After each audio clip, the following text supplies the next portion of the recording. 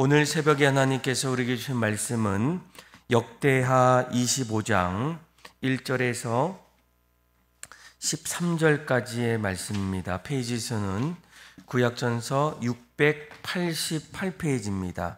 역대하 25장 1절에서 13절까지 말씀, 저와 여러분들이 교독으로 보도록 하겠습니다. 제가 먼저 읽겠습니다. 아마샤가 왕위에 오를 때에 나이가 25세라 예루살렘에서 29년 동안 다스리니라. 그의 어머니의 이름은 여호앗다니요 예루살렘 사람이었더라. 아마샤가 여호와께서 보시기에 정직하게 행하였으나 온전한 마음으로 행하지 아니하였더라. 그의 나라가 굳게 섬에 그의 부왕을 죽인 신하들을 죽였으나 그들의 자녀들은 죽이지 아니하였으니 이는 모세의 율법책에 기록한 대로 함이라. 곧 여호와께서 명령하여 이르시기를 자녀로 말미암아 아버지를 죽이지 말 것이요 아버지로 말미암아 자녀를 죽이지 말 것이라. 오직 각 사람은 자기의 죄로 말미암아 죽을 것이니라 하셨더라. 아마샤가 유다 사람들을 모으고 그 여러 족속을 따라 천부장과 백부장들을 세우되 유다와 베냐민을 함께 그리하고 20세 이상으로 계수하여 창과 방패를 잡고 능히 전장에 나갈 만한 자 30만 명을 얻고 이스라엘 나라에서 큰 용사 10만 명을 고용하였더니 어떤 하나님의 사람이 아마샤에게 나와서 이르되 왕이여 이스라엘 군대를 왕과 함께 가게 하지 마옵소서. 여호와께서는 이스라엘 곧 온 에브라임 자손과 함께 하지 아니하시나니 가시거든 힘써 싸우소서. 하나님이 왕을 적군 앞에 엎드러지게 하시니이다. 하나님은 능히 돕기도 하시고 능히 피하기도 하시나이다 하니 아마샤가 하나님의 사람에게 이르되 내가 100달란트를 이스라엘 군대에게 주었으니 어찌할까? 하나님의 사람이 말하되 여호와께서 능히 이보다 많은 것을 왕에게 주실 수 있나이다 하니라.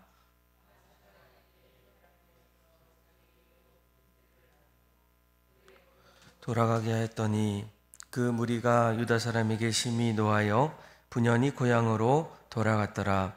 아마샤가 담력을 내어 그의 백성을 거느리고 소금 골짜기에 이르러 세일 자손 10,000명을 죽이고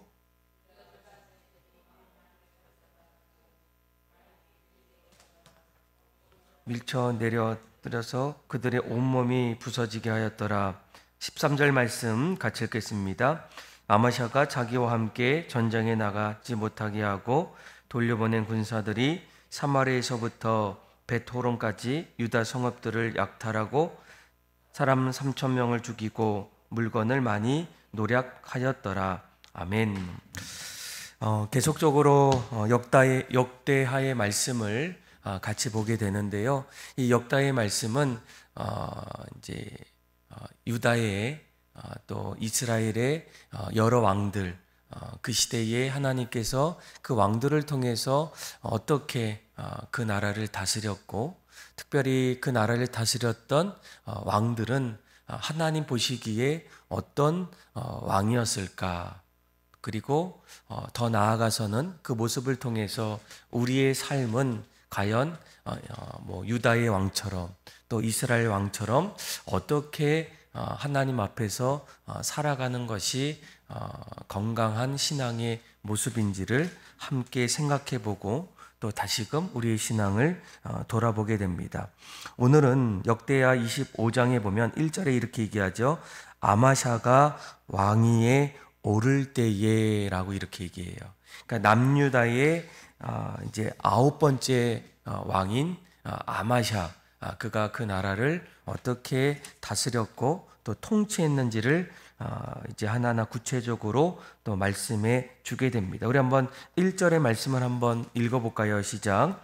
아마샤가 왕위에 오를 때에 나이가 25세라 예루살렘에서 29년 동안 다스리니라. 그의 어머니의 이름은 여호앗다니요 예루살렘 사람이었더라. 아멘. 1절 말씀을 보니까 이 아마샤라는 왕이 25살 때에 왕에 오르게 됩니다. 어제 말씀을 보게 되면 그의 아버지였던 요아스, 그가 이제 아람과의 전쟁 이후에 신하들에 의해서 이제 피살당하게 되고, 결국 그 이어서 그의 아들이었던 아마샤가 이제 남유다의 9번째 왕으로 1절 말씀을 보니까 29년 동안 남유다를 다스리게 됩니다. 그런데 2절 말씀을 보게 되면 하나님께서 이제 그 아마샤의 이제 통치, 또 그의 리더십, 또 그가 하나님 앞에서 행했던 모습들을 보게 되면 2절에 이렇게 얘기합니다. 아마샤가 여호와께서 보시기에 정직하게 행하기는 하였으나 온전한 마음으로 행하지는 아니하였더라. 아멘. 그러니까 오늘 2절의 말씀을 보게 되면 하나님 보시기에 이제 하나님께서 두 가지를 말씀하셔요. 내가 보니까 너의 모습은 하나님 앞에서 정직했다라고 얘기해요. 그동안 선한 왕이었던, 또 하나님 앞에서 늘 하나님을 기쁘게 했던 그런 왕들의 모습들을 볼 때마다 하나님께서는 뭐라고 합니까? 내가 보기에는 너는 정직히 그렇게 살아왔다라고 이렇게 평가하게 됩니다. 그런데 오늘 2절 말씀을 보면 또 한 가지 이야기할 때 정직하게 행하기는 했으나 라고 얘기하면서 또 뭐라고 합니까? 온전한 마음으로는 행하지 아니하였다라고 얘기해요. 오늘 말씀과 이제 동일한 열왕기하 말씀을 보게 되면 이제 열왕기하 14장에 보면 이렇게 얘기합니다. 아마샤가 하나님 보시기에는 정직히 행하였으나 다윗과 같지 아니하였다라고 얘기해요. 그러니까 하나님은 이 아마샤가 다윗처럼 대부분의 어떤 하나님의 기준 속에서는 이 다윗을 가지고 이야기할 때가 너무나 많습니다. 내가 보기에 또 내가 원하는 것은 너희들이 다윗과 같은 그런 삶을 살기를 원했다라는 거예요. 그런데 아마샤는 그러지 못했다. 오늘 말씀에는 온전한 마음으로 행하지 아니하였다라고 이렇게 얘기합니다. 여러분, 도대체 이 온전한 마음은 무엇일까? 그러니까 히브리어로 보니까 이 샬렘 레바부라고 얘기해요. 완전한 마음이었다, 흠없는 마음이었다라는 겁니다. 그러니까 성숙되지 못한 마음으로 또 그 안에서 흠이 있었다라는 그런 표현이라는 거예요. 오늘 말씀을 보게 되면 오늘 말씀에는 그의 하나님 보시기에 정직했던, 또 하나님 앞에서 기쁨이 되었던 그런 사건들을 이제 소개하게 되는데, 온전하지 못한 그 마음은 이제 내일 말씀이죠.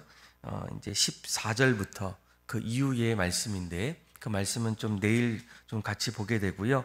오늘은 그가 하나님 앞에서 어떻게 정직한 모습으로 살아갔을까, 한 두 가지 정도를 우리에게 이제 말씀해 주고 있어요. 3절과 4절에 보니까 이제 아마샤가 왕이 되고 난 이후에 그 나라가 어떻게 됩니까? 굳건히 서게 되었다라고 얘기해요. 3절에 보면 그의 나라가 굳게 서게 되었다. 아마 아마샤가 왕이 되고 난 이후에 얼마나 왕으로서 열심히 노력하고 그 나라를 통치했겠습니까? 열심히 씨를 뿌리게 되면 반드시 거기에는 점점 씨가 이제 가지가 나고, 또 그 안에서 꽃이 피고 하나하나 열매를 맺어가는 그런 모습 속에서 아마샤가 그 나라를 굳건히 세우게 됩니다. 그런데 3절 후반절에 보니까 이렇게 얘기하죠.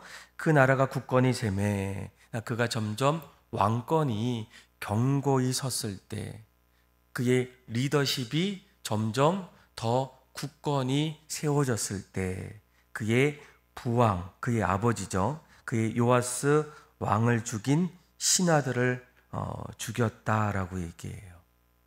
당연히 아버지를 죽였던 신하들, 그 당시에 반역이라고 얘기할 수 있겠죠.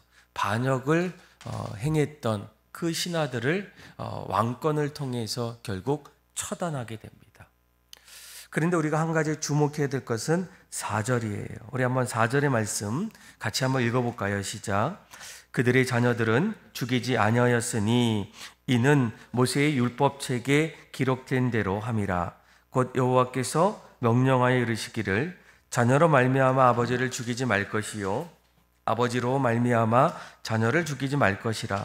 오직 각 사람은 자기의 죄로 말미암아 죽을 것이니라 하셨더라. 아멘.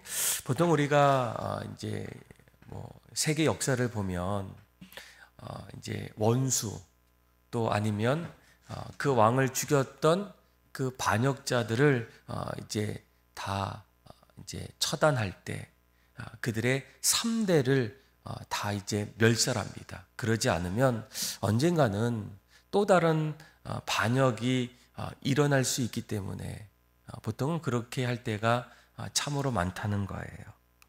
그런데 오늘 본문을 보면 이 아마샤 왕은 자신의 아버지를 죽였던 그 반역, 그 신하들이죠. 그 죽인 신하들을 죽였지만 그들의 자녀들은 죽이지 아니했다라는 거예요. 혹여나 훗날에 이제 죽였던 죽음을 당했던 그 신하들의 자녀들이 어쩌면 반역을 꿈꿀 수도 있음에도 불구하고 아마샤 왕은 어떻게 합니까? 오히려 그들의 자녀들을 죽이지 아니했다라는 거예요. 말로 이렇게 이야기해도 바로 그렇게 처단할 수 있음에도 불구하고 아마샤 왕이 그러지 않았던 이유가 무엇입니까? 4절 말씀을 잘 보시면 모세의 율법책에 기록한 대로 했다라는 거예요.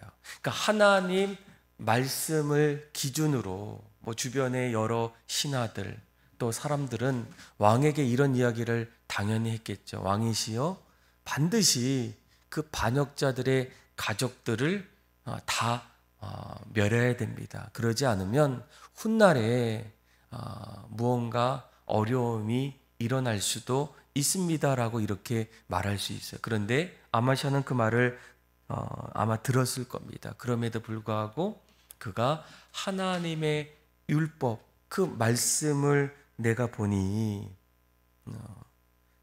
오직 각 사람은 자기의 죄로 말미암아 죽는다라고 이렇게 말씀해 주고 있다라는 거예요. 다른 사람들은 자신들의 생각과 또 여러 가지 경험의 기준을 가지고 이야기했지만 아마샤는 어떻습니까? 그 나라를 통치할 때에 사사로운 감정이 아니라 그 말씀을 따라서 그의 나라를 통치했다라는 거예요. 이런 모습을 하나님께서 보시고 그는 정직히 행했던 왕이다라고 이렇게 말씀해 주고 있다라는 거예요. 또 5절부터 말씀을 보게 되면 아마샤가 왕이 되고 난 이후에 날마다 끊임없이 찾아오는 외부의 그런 전쟁들이 있을 때 그는 그 전쟁들을 하나하나 준비하게 됩니다. 우리 한번 5절에서 6절까지 말씀 한번 또 읽어볼까요? 시작. 아마샤가 유다 사람들을 모으고 그 여러 족속을 따라 천부장들과 백부장들을 세우되 유다와 베냐민을 함께 그리하고 20세 이상으로 계수하여 창과 방패를 잡고 능히 전쟁에 나갈 만한 자 30만 명을 얻고 또 100달란트로 이스라엘 나라에서 큰 용사 10만 명을 고용하였더니 아멘. 아마샤가 어떻게 합니까? 군사들을 하나하나 이렇게 모집하게 됩니다. 천부장들과 또 백부장들을 세워서 20세 이상으로 창과 방패를 잡을 수 있는 그런 사람들을 하나하나 이제 세우게 되고 훈련을 시키게 돼요. 오늘 성경에는 그들이 한 30만 명이 되었다라고 얘기합니다. 그런데 조금 더 보게 되면 6절에 그것도 조금 불안했는지 어떻게 합니까? 외부의 용병들을 이제 사들이게 돼요. 이제 남유다기 때문에 북쪽에 있는 북이스라엘이죠. 북이스라엘 사람들 큰 용사들 10만 명을 이제 돈을 주고 고용합니다. 그래서 언제든지 전쟁이 일어났을 때 그들의 군사들과 또 외부에서 데리고 왔던 용병들과 함께 전쟁에 이제 싸우게 됩니다. 그런데 7절 말씀을 보게 되면 어떤 하나님의 사람이 찾아와서 아마샤에게 이렇게 얘기합니다. 하나님은 그 용병들과 함께 전쟁에 싸우기를 원하지 않는다라는 거예요. 우리의 생각으로는 전쟁에서 가장 중요한 것 중에 하나가 무엇입니까? 얼마나 많은 군사들이 함께 그 전쟁에 싸우느냐라는 거예요. 한 명이 싸우느냐, 10명이 싸우느냐, 아니면 1000명이 싸우느냐에 따라서 그 전쟁의 승패가 달려있다라는 거예요. 그런데 이 어떤 하나님의 사람이 아마샤 왕에게 이렇게 얘기합니다. 하나님께서는 용병들과 함께 싸우는 것을 원하지 않는다라는 거예요. 누가 듣더라도 이 말씀에는 조금은 좀 받아들이기가 어려울 수가 있어요. 더 많은 군사들이 함께 싸우면 쉽게 그 전쟁에서 이길 수 있지 않겠습니까? 그런데 오히려 하나님은 그것을 기뻐하지 않으신다라는 거예요. 아마샤가 그 말씀을 듣고 어떻게 하겠습니까? 그 말씀을 듣고 그들을 그냥 다시 돌려보내게 됩니다. 하나님의 사람이었던 그 사람의 말씀처럼 8절에 이렇게 얘기하죠. 왕이 만일 가시거든 힘써 싸우라는 거예요. 그러니까 그들을 돌려보낼 때 이제는 남아있는 그 군사들과 더 열심히 싸우면 이길 수가 있다라는 거예요. 그래서 10절에 보니까 아마샤가 이에 에브라임에서 자기에게 온 군대를 어떻게 합니까? 나누어서 그들을 고향으로 돌아가게 하였더니 그 무리가 유다 사람에게 심히 노하여 분연히 고향으로 돌아갔더라라고 얘기해요.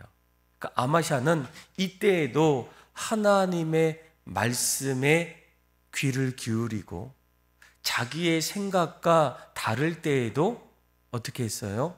그 말씀대로 순종해서 하나님 말씀 앞에 섰던 왕이 바로 아마샤라는 거예요.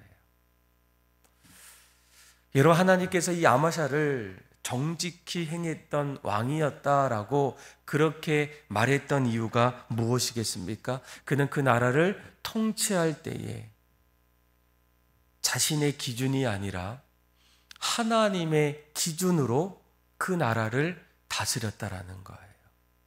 물론 하나님의 생각과 자기의 생각이 똑같으면 얼마나 좋겠습니까? 그런데 어느 날은 정반대의 생각이 찾아올 때가 있어요. 나의 생각과 하나님의 생각이 다를 때가 있습니다. 그런데 중요한 것은 우리가 한 가지 기억해야 돼요. 우리의 생각보다 하나님의 생각이 더 크시다라는 거예요.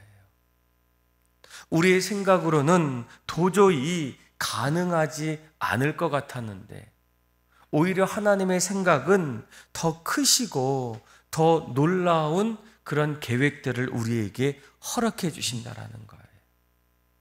여러분, 우리가 직장인들, 또 사업을 하시는 분들, 또 내가 하나님 앞에서 날마다 살아갈 때 우리는 오늘 이 아마샤의 이러한 신앙의 모습들을 반드시 붙잡으셔야 됩니다. 왜요? 하나님이 우리의 인생을 책임져 주시기 때문이에요. 하나님이 더 좋은 길로 우리를 인도해 주시기 때문입니다. 어쩌면 아마샤는 이런 마음속에 이런 생각들이 분명히 있었을 거예요. 하나님, 제가 보기에는 이 북이스라엘에서 데리고 온 이 용병들을 통해서도 오히려 쉽게 전쟁에서 이길 수 있지 않겠습니까? 그들을 그 맨 앞쪽에 내세우면 우리 남유다에 있는 백성들은 그렇게 큰 어려움, 그런 손실들이 없을 것 같은데 왜 하나님께서 그렇게 하셨습니까? 라고 질문할 수가 있어요. 그런데 여러분 10절 말씀을 잘 보세요. 10절에 보게 되면 아마샤가 이에 에브라임에서 자기에게 온 군대를 나누어서 그들의 고향으로 돌아가게 하게 됩니다. 어쩌면 그들은 싸우지도 않고 돈을 받았기 때문에 얼마나 좋겠습니까? 마치 오늘 이제 일하러 예를 들어 쿠팡에 갔는데, 그런데 쿠팡의 직원이 갑자기 이렇게 얘기하는 거예요. 저녁에 받을 수 있는 일당을 주면서 오늘은 일이 없습니다. 오시느라 수고했는데 그냥 돌아가십시오. 그러면서 하루 일당을 주는 거예요. 그럼 여러분들 어떻게 하겠습니까? 저 같으면 너무나 신이 날 것 같아요. 야, 오늘 시간도 벌고 또 용돈도 받고 아무것도 안 했는데 정말 너무나 좋은 날이다. 이렇게 돌아갈 수 있는데 방금 오늘 말씀을 보니까 그들이 유다 사람들에게 심히 노했다라고 얘기해요. 그리고 이제 돌아갑니다. 돌아가는데 13절 말씀을 보세요. 13절에 그들이 돌아갈 때 이렇게 얘기하죠. 우리 한번 13절 말씀 한번 읽어볼까요? 시작. 아마샤가 자기와 함께 전쟁에 나가지 못하게 하고 돌려보낸 군사들이 사마리에서부터 벳호론까지 유다 성읍들을 약탈하고 사람 3,000명을 죽이고 물건을 많이 노력하였더라. 아멘. 여러분, 그들이 이제 돈을 받고 이제 자신의 나라로 이제 돌아가는데 어떻게 합니까?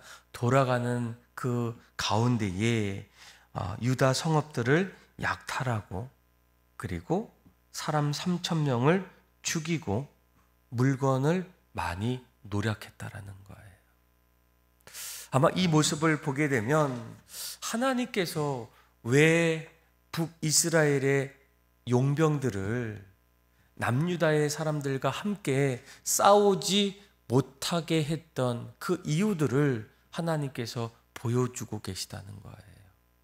너희가 너희들의 이익을 위해서, 너희들의 삶을 위해서 그들을 사용했지만 오히려 그들과 함께 하다 보면 마치 오늘 본문의 말씀처럼 어느 순간에는 너희들을 약탈하고 너희들을 죽이고 너희들을 빼앗는 그런 끔찍한 일들이 일어날 수밖에 없다라는 거예요.